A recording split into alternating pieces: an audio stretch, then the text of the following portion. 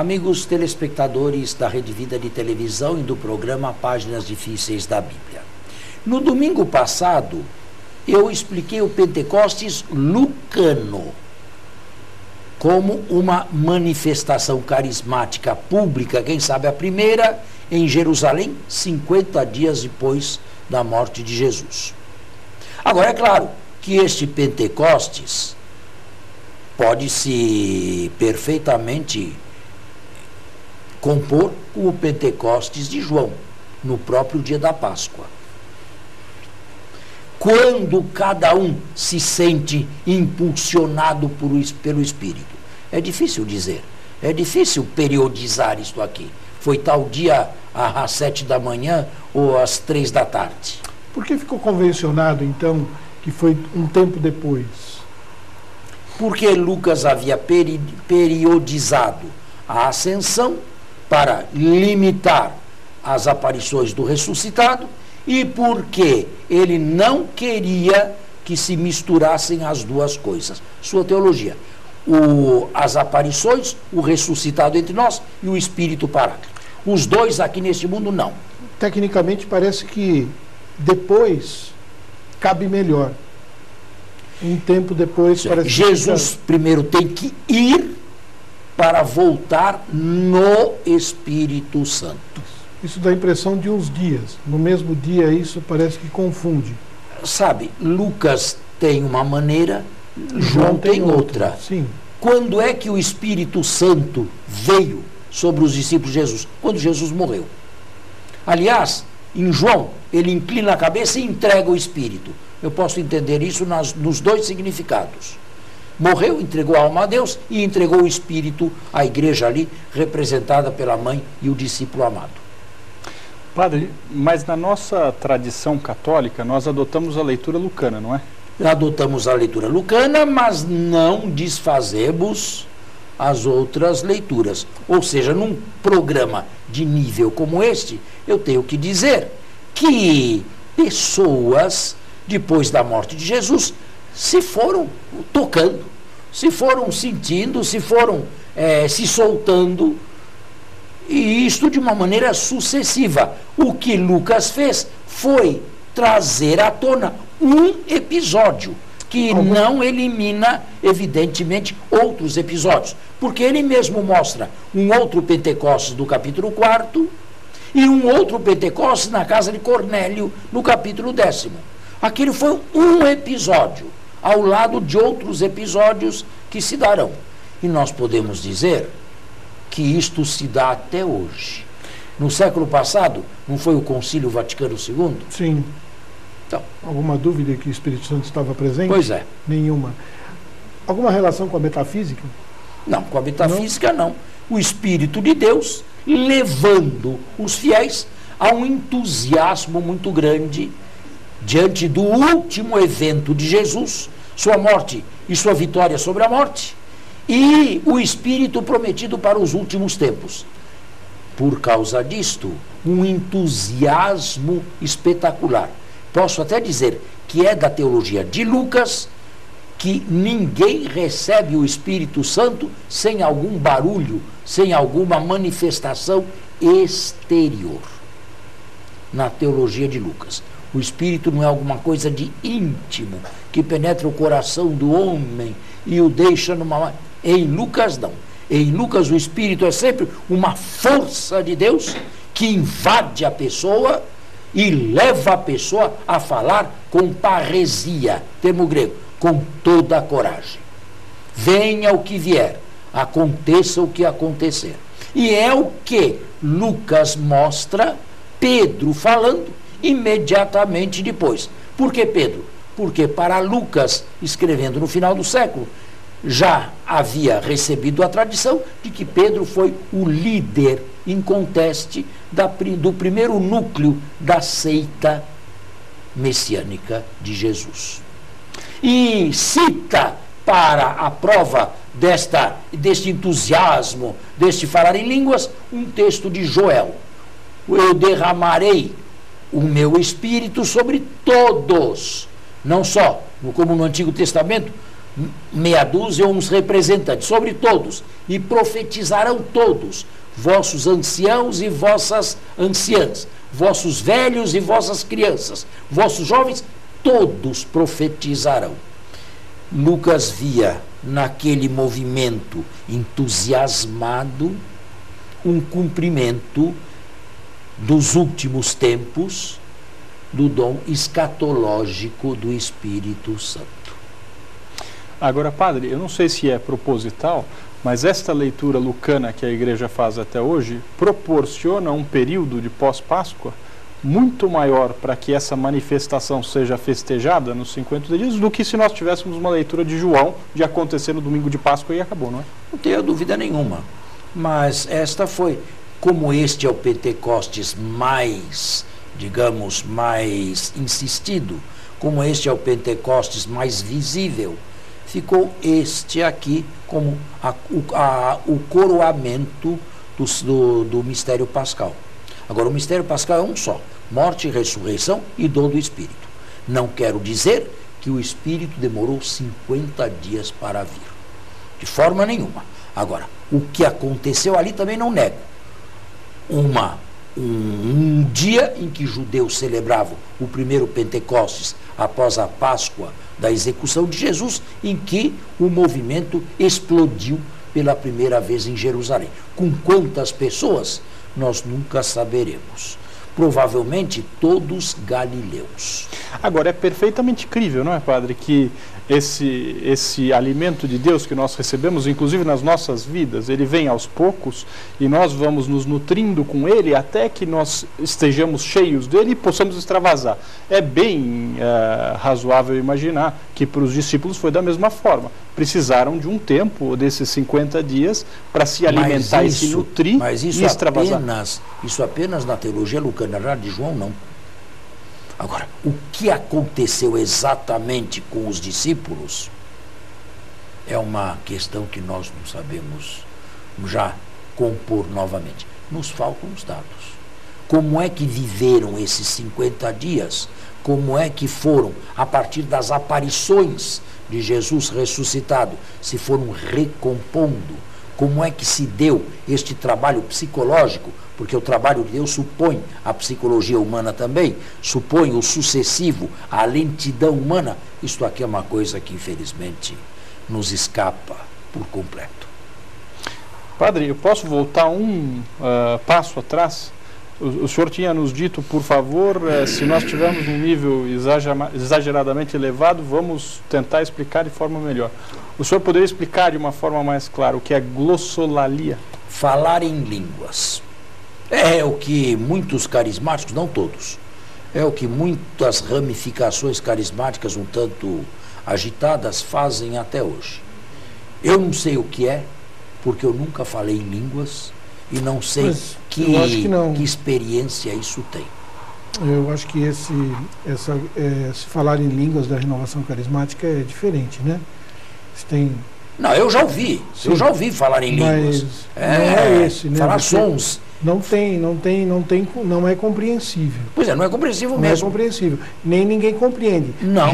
Já nesse episódio lucano, as pessoas compreendiam. Não. Cada um ouvia na sua Lucas própria dá 3 explicações. Provavelmente ele não entendeu bem a glossolalia e tentou explicá-la como alguém eu falando para o árabe ali, e o árabe entendendo árabe o que eu falo em português, ou então o contrário. Volta. Padre, um minuto.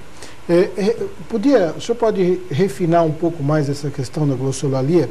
O senhor falou alguma coisa muito importante da recomendação de Paulo de que quando se falasse em línguas, que houvesse um profeta, né? Se isso fosse em público. Se isso fosse em público. E isso é muito importante. Dá para o senhor repetir isso Simplesmente repetir o que Paulo escreve. Se houver alguém que traduza, sim. Porque não tem interesse em que nenhum fale línguas inacessíveis em público. Se ele quer falar assim, ele que fala a Deus diretamente. Porque o único que entende o que ele está falando, supondo que ele esteja falando coisa com coisa, e a língua divina é Deus. Agora, eu disse que isto podia ser fruto de uma época, de uma cultura. E a transposição cristã aceitava de um fenômeno cultural do primeiro século. Não significa que isto tenha que atravessar todos os séculos. Existem hoje carismas, verdadeiros carismas, que não existiam no primeiro século. E podemos dizer o contrário, carismas lá que hoje não existem mais. A meu ver, pecam por fundamentalismo aqueles que imaginam que todos os de lá, e apenas os de lá, sejam verdadeiros carismas. Nós não podemos falar hoje, nós não vemos tantas pessoas lutando pelos direitos, pela paridade de direitos das mulheres. Aqui no Ocidente, as coisas estão melhores, mas e lá no Oriente? Verdade. Nós não temos aqueles que lutaram, como Martin Luther King, nem católico não era, protestante, pelos direitos dos negros nos Estados Unidos, nos anos 60. Não posso dizer que esse homem fosse um carismático, mas Paulo aceitava a escravidão. O que nós achamos hoje uma realidade hedionda, Paulo, como fruto da época e como um homem da época, aceitava. Só que injetou ali a caridade nas relações entre senhor e escravo. Então, Injetou além de uma um veneno mortal, a caridade. Além de uma questão cultural, ainda tem uma questão de sua época, de base. Eu acredito que os carismas sigam, o Espírito Santo se ajusta à cultura humana e aos passos dos homens. De acordo com a sua necessidade. Exatamente, exatamente. Por isso mesmo, a igreja hoje nunca acalenta você falar em línguas. Ela não te proíbe, mas também não te incentiva. Se você quiser, faça na sua casa sozinho. Agora, é louco, está desequilibrado ou realmente foi possuído de uma maneira extraordinária pelo Espírito de Deus? Nem ela não sabe. Nem ela não sabe. Mas, padre, voltando então para a nossa explicação do Pentecostes, então, na nossa celebração hoje de Pentecostes, nas nossas paróquias, nos nossos anos, muito mais importante do que o fato falar em línguas, entender diversas línguas, é entender o fenômeno da internação de Deus no seu coração e a extrapolação do amor dele dentro de você através das suas manifestações a favor de Cristo. Receber o mesmo Espírito que não parou de ser derramado desde então, recebê-lo com alegria, recebê-lo com entusiasmo e com entusiasmo e alegria transmiti-lo aos demais. Através das nossas ações. Bom, através de automático, tudo, né? Através de tudo. Tudo. Mas recebê-lo com alegria e com entusiasmo. Ou seja, o Espírito Santo, na tradição da igreja, sempre esteve relacionado com o vinho. Sempre. E com a embriaguez. Porque a embriaguez também leva você a uma certa euforia. E por isso mesmo existem certas analogias entre o vinho e o Espírito. E a liturgia explora isso de maneira maravilhosa. Lete bibamos sóbria ebrietata espíritos. Bebamos alegremente a sóbria embriaguez do Espírito. Diz um hino litúrgico que nós recitamos, em latim pelo menos, no ofício divino. Bebamos alegremente a sóbria embriaguez do Espírito. Existe uma analogia entre o estar eufórico pelo vinho e o estar eufórico de Espírito. Ambos estão eufóricos. Só que a euforia do vinho ou da bebida alcoólica se manifesta de um determinado modo. E a euforia do Espírito se manifesta de um outro modo. Mas ambos estão eufóricos. E assim me parece que a explicação de Pentecostes ficou excelente. A única coisa que não pode acontecer é deixar de ser eufórico. É ver o cristianismo como um peso insuportável, mandamentos a serem observados, um Deus vigilante lá em cima, que anota tudo que de errado você faz. pronto para receber você e o castigo assim que comparecer lá. Isto aqui é uma paródia, e uma paródia perversa do cristianismo. Acontece, mas são aqueles que não receberam a sóbria embriaguez do Espírito Santo. Ficou claro, né? Para mim, claríssimo. Que bom. Está muito alto? Não, De tá forma bem, elevada? tá bem, não, tá forma bom, tá bom. Bem, Tá bom.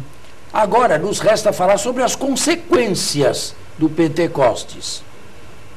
Primeiro, como era esta comunidade dos galileus que se entusiasmaram com Jesus que venceu a morte? Como era? Apareceu. Como era? Que feição tinha? Como grupo? Como grupo, claro. Como grupo? Como grupo. Que feição tinham estes aí? Primeiro, Jerusalém era uma cidade-templo. Estava fora de qualquer caravana, fora da rota das grandes cidades comerciais. Era uma cidade onde 80% ou 90% dos cidadãos viviam direto ou indiretamente do templo. Era uma cidade-templo. O templo era não apenas o epicentro religioso, mas o epicentro social e psicológico dos judeus. Uma multidão, ou pelo menos um grupo de entusiasmados, na sua maioria galileus, vindos do norte, nós diríamos hoje, nos nordestinos, Sim. deviam morar em Jerusalém, em algum lugar, não é? Aonde? Fora dos muros. Não, fora dos muros não havia Jerusalém. Mas... Jerusalém estava toda dentro dos muros. Sim, mas é ali... Aonde moravam? Bem, nós conhecemos algumas figuras em Jerusalém da primeira geração. Conhecemos Cleofas e o seu companheiro, conhecemos Maria, mãe de João Marcos, conhecemos Barnabé, conhecemos Ananias e Safira, conhecemos os 12, conhecemos Simão de Cirene, conhecemos os seus filhos Alexandre e Rufo, conhecemos Maria, mãe de Jesus, conhecemos as outras mulheres que caminharam com Jesus. De alguma maneira deviam morar. Eu acredito que morassem em casas dos outros. E o que os levava a viver em comum era esse entusiasmo contagiante. E a essa altura, padre, como estava a repressão? O nosso tempo está esgotado e essa pergunta vai ficar para o próximo programa. Você começa. Muito obrigado. Bom domingo a todos e até a próxima semana. Um bom domingo e até nosso próximo programa.